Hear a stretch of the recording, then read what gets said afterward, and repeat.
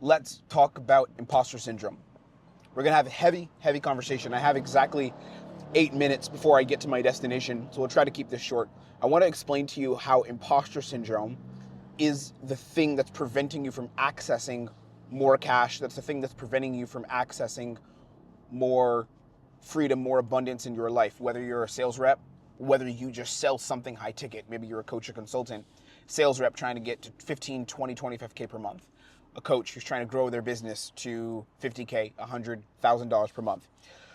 Imposter syndrome, there's a very good chance that's the thing that's actually holding you back. And I'm going to explain to you how imposter syndrome held me back. But the definition of imposter syndrome is not what you've classically heard. So when most people talk about imposter syndrome, what do they mean?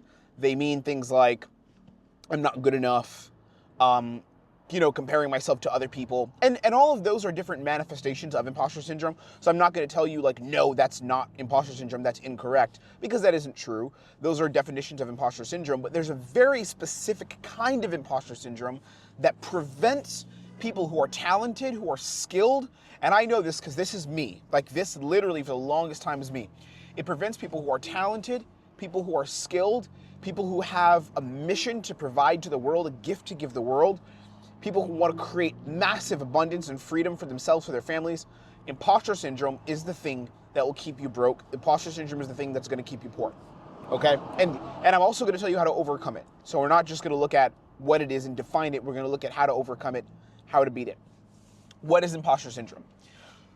The way that I define imposter syndrome is I've seen in coaching hundreds of people across two disciplines, across dating and success with women, and confidence in relationships, training men in that, professional men, working with them for about 5 years in how to attract high quality women, and then shifting into teaching sales.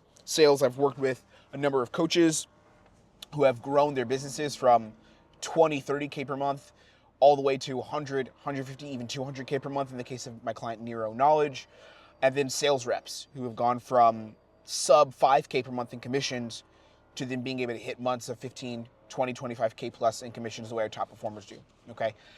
Imposter syndrome, the way that I've seen imposter syndrome manifest for myself and for these people I've trained is your identity and view of who you are, what you can create in the world, is far below the threshold of your actual potential.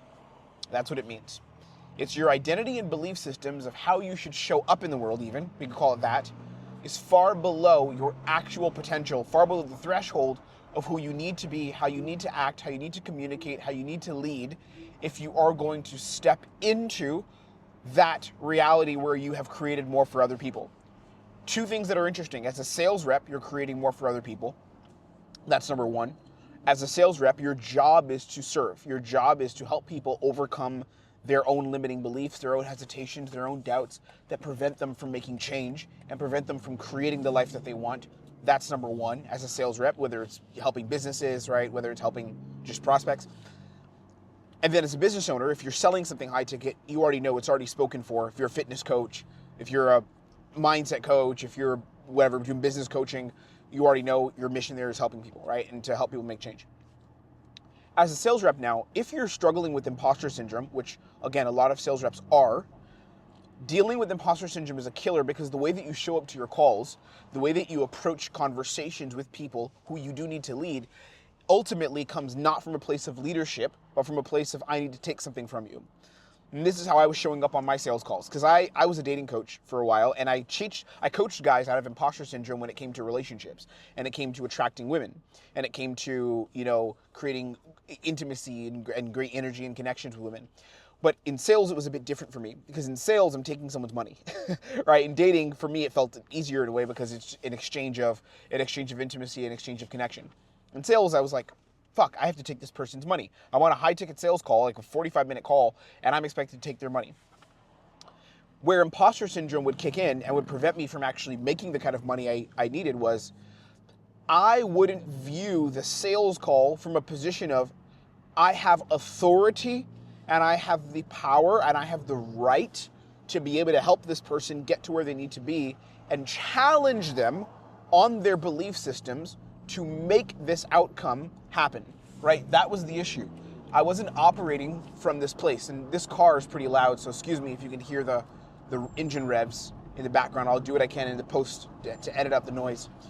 But I need my window open because it's a hot day. It's hot in the car. The wind feels amazing out here in Budapest.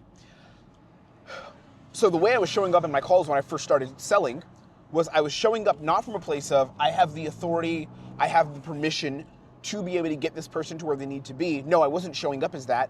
Instead, I was showing up as I'm here to make a sale and do my job. I'm here to try to handle objections. I'm here to try to run a good discovery, right? That's how I showed up in my calls.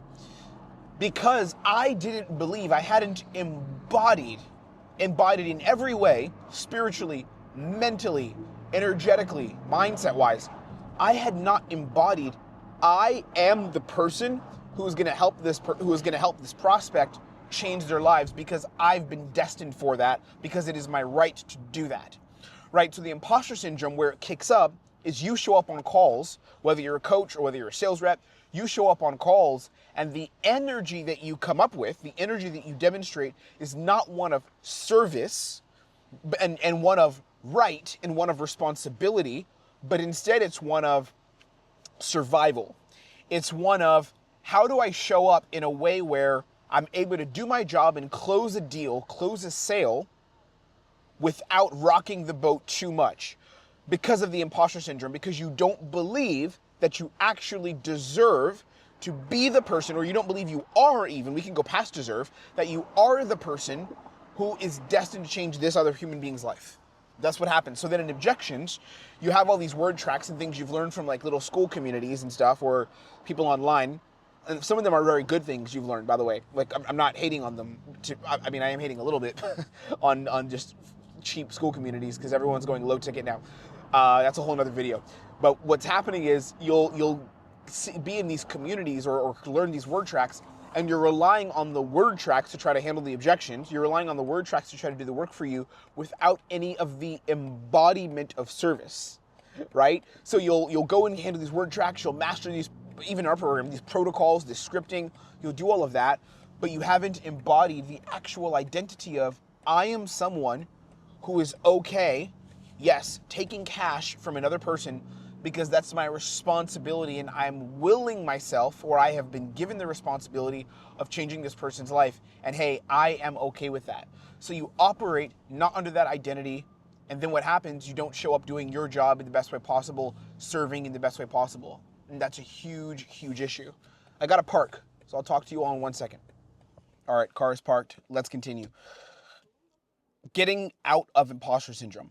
The first thing I want you to do, I'm going to give you a little bit of an exercise here that will help you, that helped me, that helps our clients. Write down where you see imposter syndrome showing up in your life day to day. And I don't mean just like on your sales calls, okay? I don't mean just on when you're trying to close people.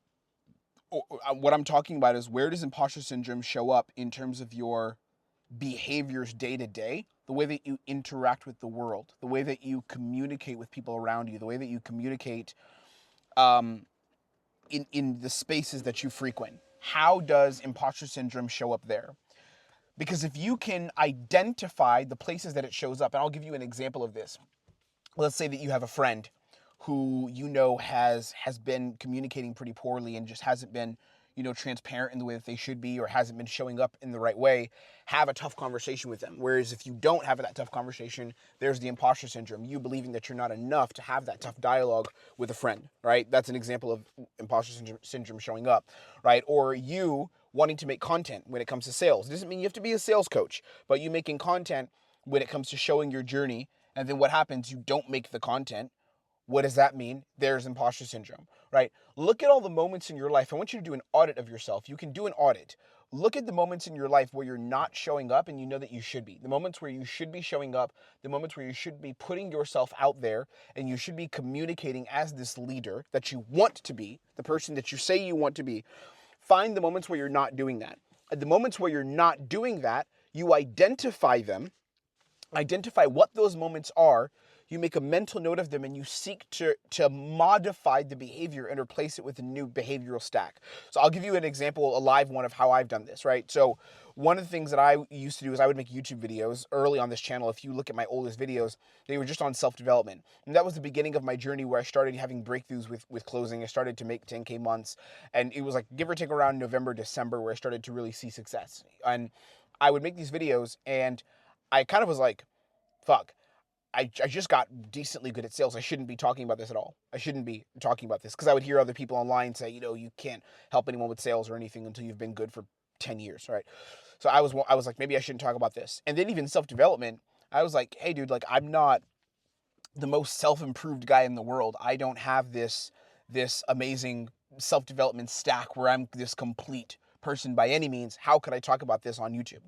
But what did I do? I showed up and I did talk. I showed up and I put the camera and I spoke.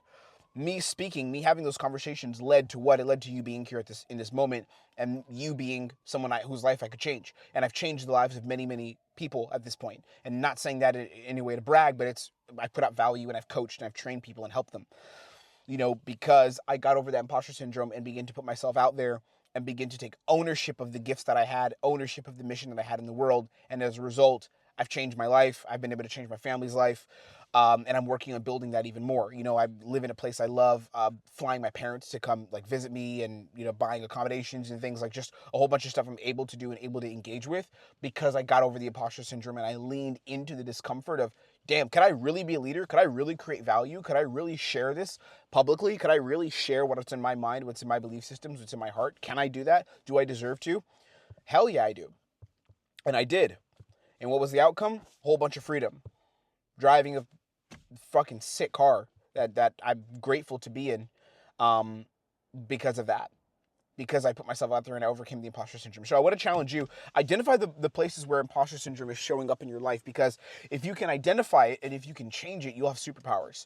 Because most people don't identify their imposter syndrome. They let it control them. They let it stifle them and throttle them. And they let that throttling, that stifling, they let that be the thing that controls how they view the world and how they operate in the world. So they stuck income-wise, they stay stuck income-wise, they stay stuck in business-wise, everything. They stay stuck and they never thrive, they never grow because they never healed the relationship between themselves and the beliefs around what value they had to provide to the world. I don't want that to be you. I want you to move past that. I want you to create abundance in your life, but the way you do that is by first winning the battle within. Okay, and that starts with overcoming and beating the imposter that whispers on your shoulder and says, no, dude, you're not actually this person. That's not who you really are. You're not someone who should give value. You're not someone who can change and lead on sales calls and who can handle objections and who can lead someone into being the best version of themselves. You're not that person. You have to beat that voice because so many others won't beat it. And if you can beat it, you have an advantage. Take care. I'm going to go get some work done and go meet my guy Frank right now, our COO, who's building our operations and handling our processes. See you later. Take care. Go make yourself some money and go beat the imposter that whispers on your shoulder every day because I'm going to go beat mine. See you on the next one.